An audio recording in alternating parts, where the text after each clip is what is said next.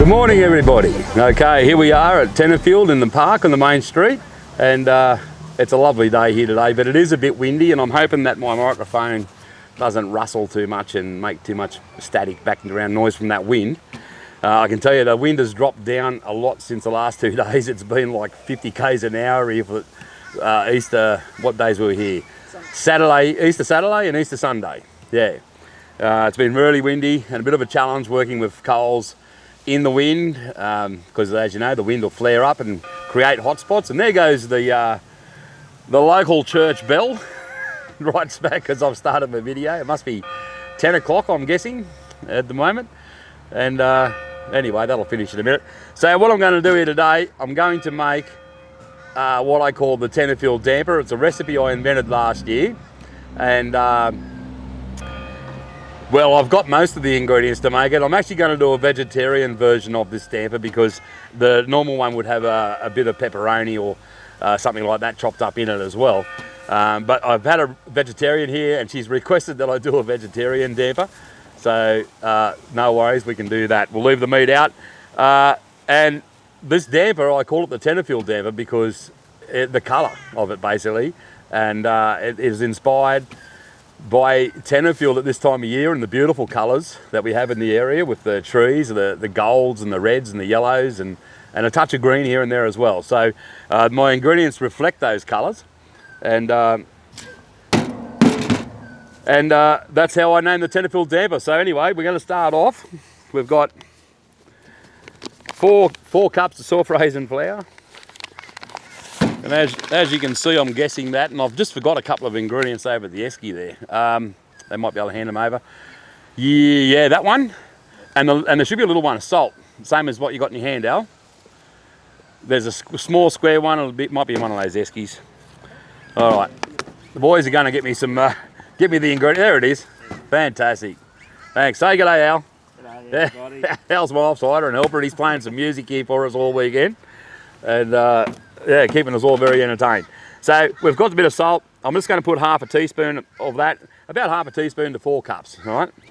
And of course the secret weapon, this makes your damper light and fluffy, and it's icing sugar. So I'm just going to add a tablespoon of that.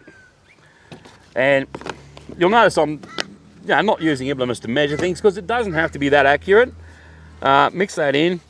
The icing sugar is going to make your damper nice and light and fluffy, okay? That really is a game changer, highly recommend it. Now, and I'm just going to use plain water to mix it up, but we put our wet ingredients in first. So the ingredients are going to be, now I don't know if you can see that from there, but this is dip, and it's called roasted red capsicum, pecorino, cashew and basil. So this is just a dip, like a fancy dip, and I'm going to put probably both of them in there. They're only little things. So this has given us a nice reddish orangey sort of a background colour and some lovely roasted capsicum flavour. Nothing wrong with that. And we're going to add this in before we add any moisture.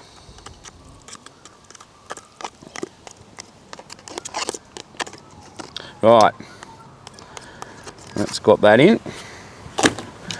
You watch that all blow away.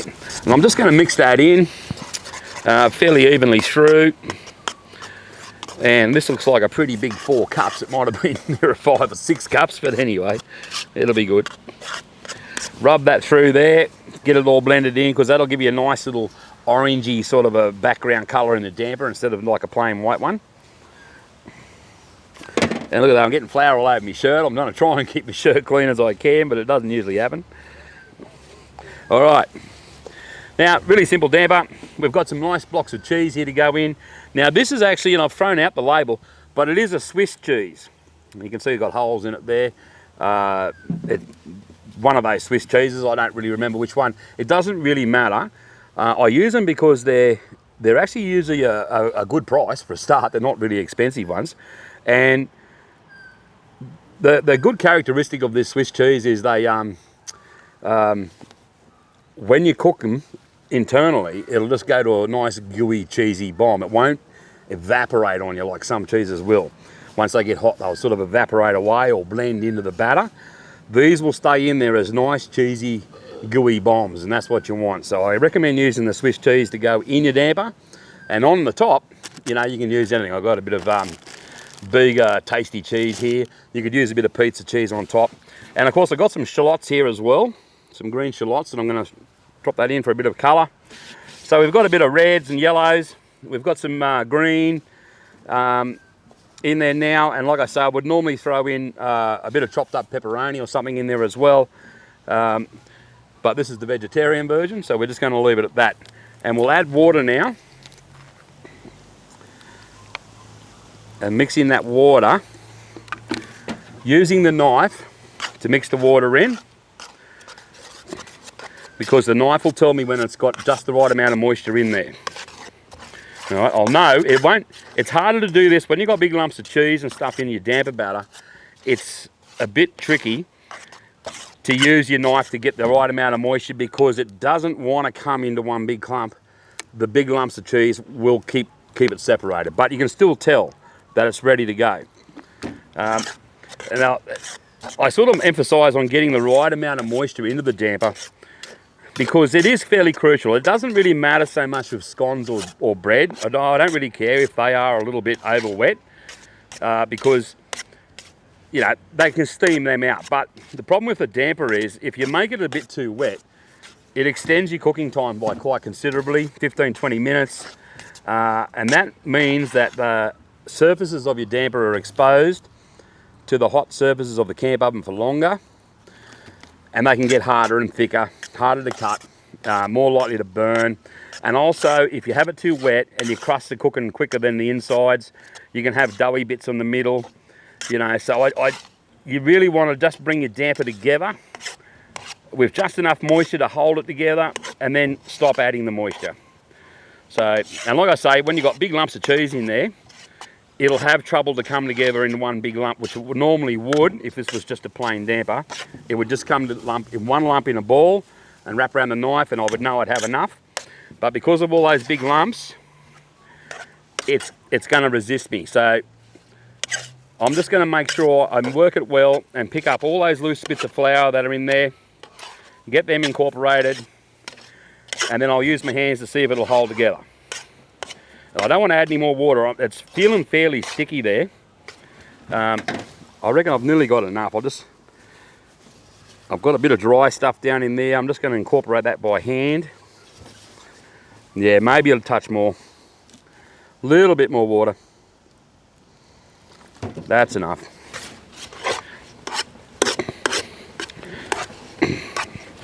All that dusty stuff on the floor of the bowl should get picked up when it's got just the right amount of moisture in it. You can see that colour, hopefully from back there.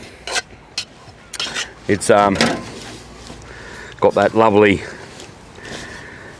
reddish sort of a colour. The colours of autumn at Tenterfield. I reckon I've just about got that. I'll bring him out. Scrap bits there. That's holding together now pretty well in one piece. Okay, so we've got a bit of green in there and a bit of red in there, in the colours, and of course those big lumps of cheese. There's one right there, and they're going to be all. When I cut this, there'll be big cheesy gooey bombs in there everywhere. I'm just going to flatten him out because I don't want to make him too high. I want to let him to rise up.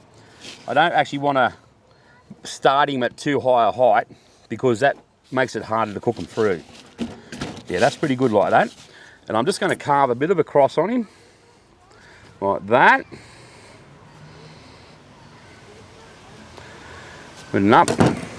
And that's ready now to go into the camp oven. We'll go and have a look at the floor of the camp oven and see how we're going for temperature.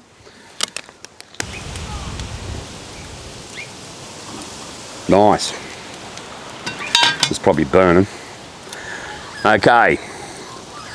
Now, it's a bit hot, but I'm having trouble today with this wind. It is just making all the coals super, super hot.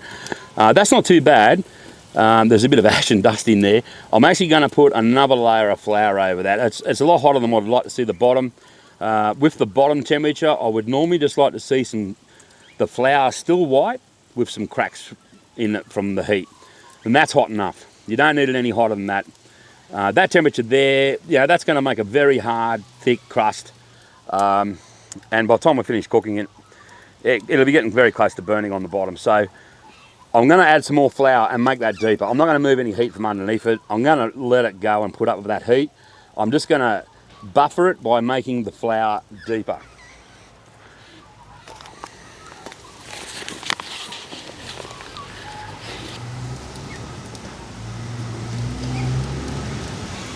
Yeah, that's good. Okay, I'm going to sit my damper on that. I'm pretty happy with that.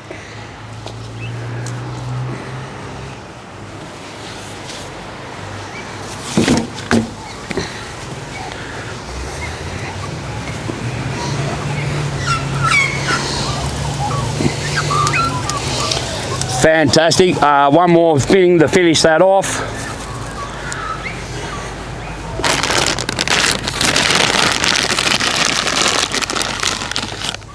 We better get a couple of cheese bombs up on the top here.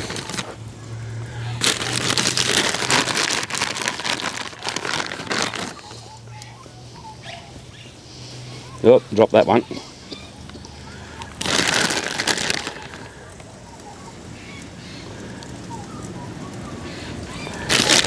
Lots of cheese on top, bugger it. Here we go, heaps of it. Alright. You get that one? Yep. Fantastic. Alright. Let's get the lid back on. I'll just check my temperature on the lid for baking temperature. Hand in height over the heat source. 1, 2, 3. Yep, that's pretty hot. 1, 2, 3. Yep. So that's beautiful, right? I always say camp ovens have only got 3 temperatures, not bloody hot enough, just bloody right, and too bloody hot. Now, too bloody hot is hand in height above it. I mean, just bloody right, is 1, 2, 3. Yep, and it's too hot to hold your hand there. That's perfect. 1, 2, 3. That's perfect temperature for baking and roasting. And we'll give that now a good 30 minutes, and that should come up quite nicely, and we'll have a taste.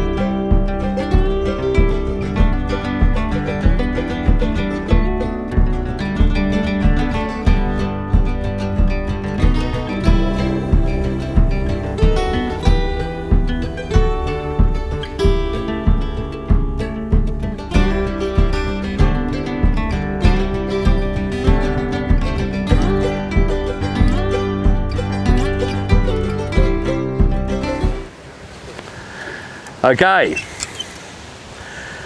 this Tenterfield Damper has been there for about 35-40 minutes I think now, so the wind's blowing everything, blowing these coals around and making them super hot, so I haven't been putting many on top or underneath. We'll have a bit of a look and see how it's looking, and it should be looking pretty good.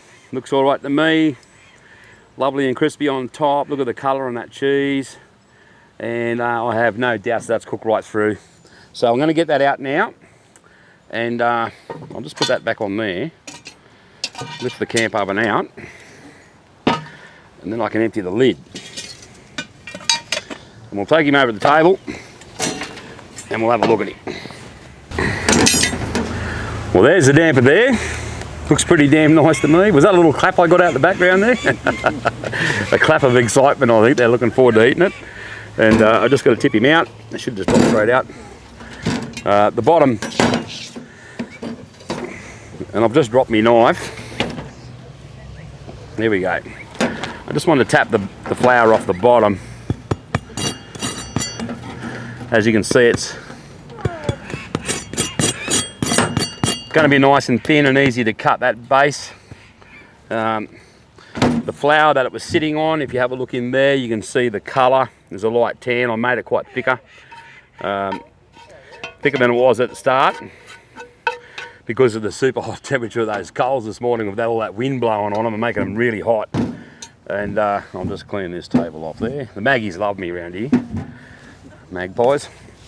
But that's a beautiful big damper. I was trying to make a 4-cup damper. I think I might have got about 6 cups into that, but anyway, that's all right. We'll slice him up and we'll see if we can see the colours and why I call it the Tenterfield Damper.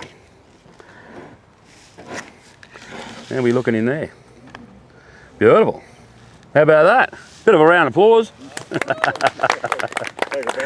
I will, yeah. Okay, well, thanks all everyone for coming. See you all later. No, we'll share this out now and we'll cut it up. All right. I'm going to take my gloves off for this part. There we go, look at that. How's that? Colours of Tenterfield of autumn. Reds, yellows, greens. Yeah, oh, look, the dog loves it.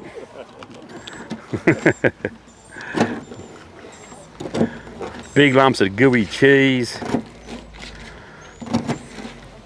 There was a lot of cheese going there. It smells very cheesy too.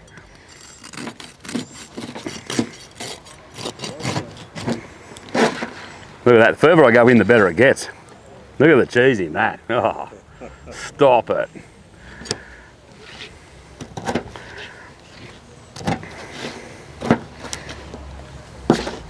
Righto, the easiest way to do a damper, I'll tell you a trick.